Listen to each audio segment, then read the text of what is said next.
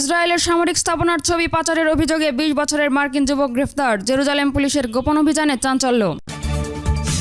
অনড় অবস্থানে Tehran. Oman চুক্তির পর হরমুজ প্রণালী নিয়ে ওয়াশিংটনকে কড়া হুঁশিয়ারি ইরানের। স্পিকার গালিবাফ বললেন, প্রণালীটি আমাদের ক্ষমতার সবচেয়ে বড় হাতিয়ার।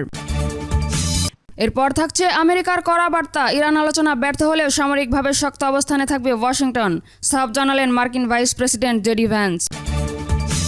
আরও জানাবো, লেবাননে ইসরায়েলি অনীহা। হিজবুল্লাহর বিরুদ্ধে লেবানন সেনাবাহিনীর ব্যবস্থার নিশ্চয়তা না পাওয়া পর্যন্ত সীমান্ত থেকে সেনা সরাবে না তেল আবিব। সর্বশেষ জানাবো, আমেরিকায় অভিবাসীদের জয়। ট্রাম্পের নির্বাহী আদেশ খারিজ করে জন্মসূত্রে নাগরিকত্ব বহাল রাখল মার্কিন সুপ্রিম কোর্ট। রায়কে অন্যায় বলে ক্ষোভ ট্রাম্পের। দর্শক, এতক্ষণ শুনছিলেন সংবাদ শিরোনাম, এখন শুনবেন বিস্তারিত। তবে তার আগে অনুরোধ থাকবে, এই ভিডিওটিতে একটি লাইক দিন এবং কমেন্ট করে জানিয়ে দিন কোথা থেকে বা কোন জেলা থেকে আমাদের এই ভিডিওটি দেখছেন বা শুনছেন। আর আমাদের চ্যানেলে নতুন হয়ে থাকলে অবশ্যই চ্যানেলটি সাবস্ক্রাইব করুন।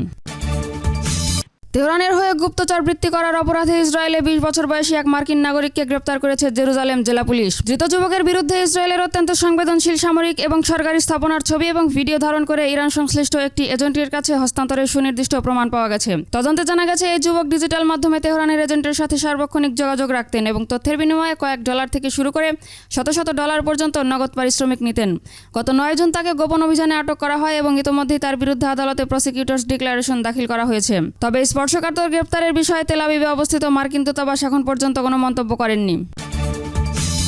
কৌশলগতভাবে অত্যন্ত গুরুত্বপূর্ণ হরমুজ প্রণালীর ওপর ইরানের পূর্ণ সার্বভৌমত্ব অটুট থাকবে বলে স্পষ্ট ঘোষণা দিয়েছেন দেশটির পার্লামেন্ট স্পিকার মোহাম্মদ বাঘের গালিবাফ। আমেরিকার সঙ্গে সাম্প্রতিক সমঝোতা স্মারক সইয়ের পরও এই জলপথের ওপর তেহরানের নিয়ন্ত্রণ কমবে না। গালিবাফ জানান, যুক্তরাষ্ট্রের সঙ্গে চুক্তির আওতায় হরমুজ প্রণালীতে ওমান জলসীমার নতুন রুট বা নৌযান চলাচল সংক্রান্ত সেবা মূল্যের ক্ষেত্রে কেবল সাময়িকভাবে ৬০ দিনের একটি ছাড় দেওয়া হয়েছে। তিনি হরমুজ প্রণালীকে ইরানের ঐশ্বরিক উপহার ও ভূ রাজনৈতিক শক্তির প্রধান উৎস হিসেবে বর্ণনা করে বলেন, এই অঞ্চল ইরানের জলসীমার অংশ এবং একে সামরিকীকরণ করার অজুহাতে যুক্তরাষ্ট্রকে কোনো কূটনৈতিক চাপ সৃষ্টির সুযোগ দেওয়া হবে না।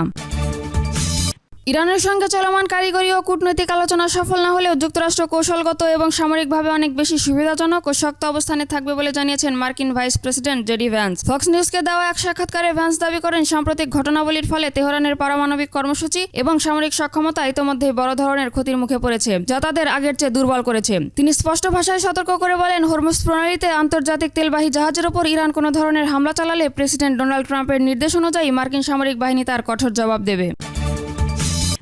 আমেরিকার প্রস্তাবিত তদারকি ব্যবস্থা নিয়ে পূর্ণ সমঝোতা না হওয়া পর্যন্ত দক্ষিণ লেবাননের দুটি নির্দিষ্ট গ্রাম থেকে ইসরায়েলি সেনা প্রত্যাহার প্রক্রিয়া স্থগিত রাখার সিদ্ধান্ত নিয়েছে তেল আবিব। ইসরায়েলের রাষ্ট্রীয় সম্প্রচার মাধ্যম কানের এক বিশেষ প্রতিবেদনে বলা হয়েছে, সেনা প্রত্যাহার অবশ্যই সুচারুভাবে সম্পন্ন করতে হবে এবং এই মুহূর্তে তাদের কোনো তাড়া নেই। ইসরায়েলি নিরাপত্তা সূত্রগুলো জানিয়েছে, লেবাননের রাষ্ট্রীয় সেনাবাহিনী যাতে হিজবুল্লাহর যোদ্ধা ও তাদের সামরিক পরিকাঠামোর বিরুদ্ধে দ্রুত আইনি এবং সামরিক ব্যবস্থা গ্রহণ করে সে বিষয়ে সম্পূর্ণ নিশ্চিত হওয়ার পরই কেবল ইসরায়েল তাদের সেনা সরানোর প্রক্রিয়াটি সামনে নিয়ে যাবে। যুক্তরাষ্ট্রে অবৈধ অভিবাসী বা সাময়িকভাবে অবস্থানরত বিদেশি নাগরিকদের সন্তানদের জন্মসূত্রে নাগরিকত্ব পাওয়ার প্রায় ১৫০ বছরের পুরনো সাংবিধানিক অধিকার বহাল রেখেছে দেশটির সুপ্রিম কোর্ট। আদালতের ৯ বিচারকের মধ্যে ৬-৩ ভোটের ব্যবধানে দেওয়া এই রায়কে ট্রাম্পের কঠোর অভিবাসন নীতির জন্য একটি বড় ধাক্কা হিসেবে দেখা হচ্ছে। সাবেক প্রেসিডেন্ট ডোনাল্ড ট্রাম্প তার দ্বিতীয় মেয়াদের শুরুতেই এক নির্বাহী আদেশে নির্দেশ দিয়েছিলেন যে বাবা মায়ের কেউ মার্কিন নাগরিক বা বৈধ স্থায়ী বাসিন্দা না হলে সেই শিশুর নাগরিকত্ব পাবে না। কিন্তু প্রধান বিচারপতি জন রবার্ট সংবিধানের ১৪তম সংশোধনী উল্লেখ করে ট্রাম্পের এই আদেশ খারিজ করে দেন।